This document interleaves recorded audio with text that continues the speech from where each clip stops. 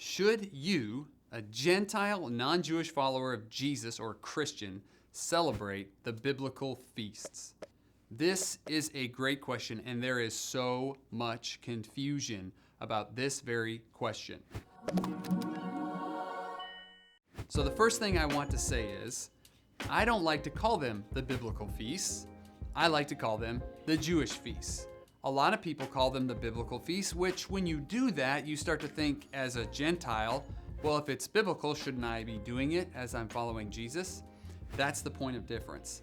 Who in the Bible did God give the 7 feasts of the Lord to?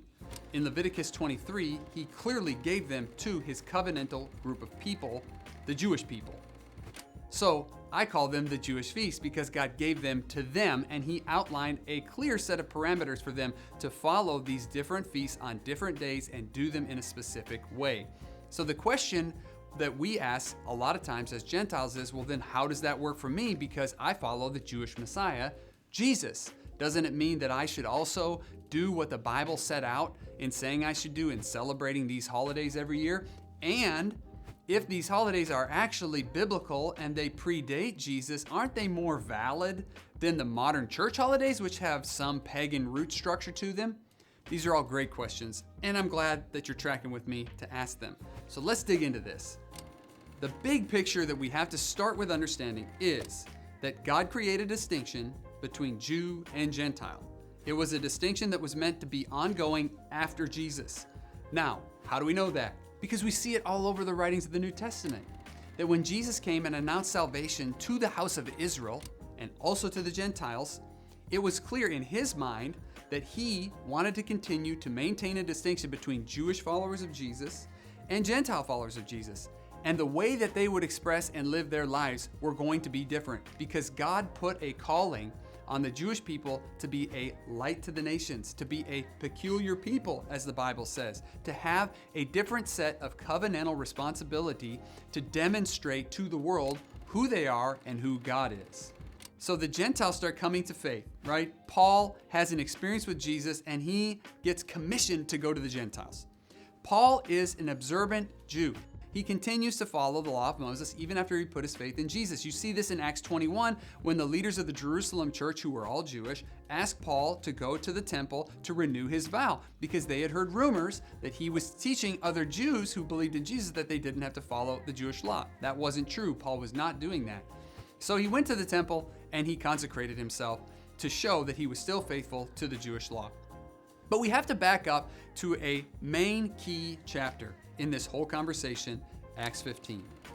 In Acts chapter 15, there is a council that is called to take place in Jerusalem where the leaders of that, at the time the church or the community of faith, gathered in Jerusalem to talk about one thing. What does it mean for Gentiles to come to faith in Jesus? This was a new phenomenon for the Jewish followers of Jesus. They didn't expect this wide outpouring of Gentile faith in Jesus through the ministry of Paul and Peter and the other disciples. So they had to ask themselves the question, do Gentiles need to be circumcised in order to continue following Jesus and putting their faith in Jesus and becoming members of the commonwealth of Israel, the collective covenantal identity of God's people? The answer to that question was a clear no. Gentiles do not need to be circumcised, and in fact, the only 4 things that they needed to do were lined out in Acts 15 as the 4 abstentions. What were those 4 abstentions? They all had to do with different ways that Jews and Gentiles could relate to one another socially, and they also had to do with Gentiles foregoing idol worship. Now, a lot of people misread this and say that, well, James stood up and said, and these are the laws of Moses which have been read in the synagogue ever since the time of our people.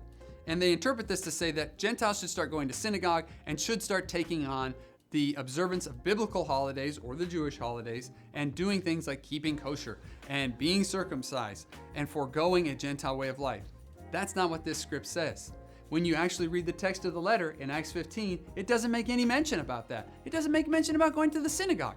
It just says to abstain from these 4 things, and then it says, the Gentiles responded. There was great joy among the congregation when these letters were read. Why do I want to end on that? Because the bottom line is, Gentiles are called to remain Gentile. And you are still valuable to God if you're a Gentile.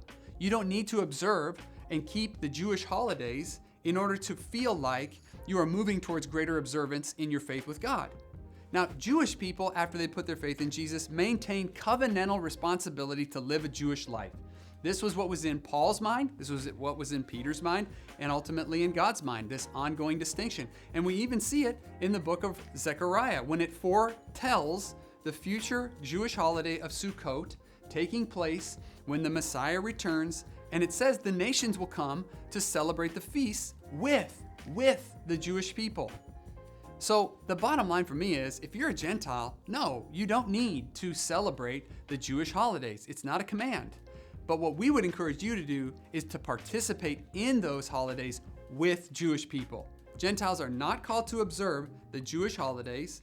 They are, however, given freedom to participate with Jewish people in those Jewish holidays to nourish our faith and to grow deeper in relationship with Jewish believers in Jesus.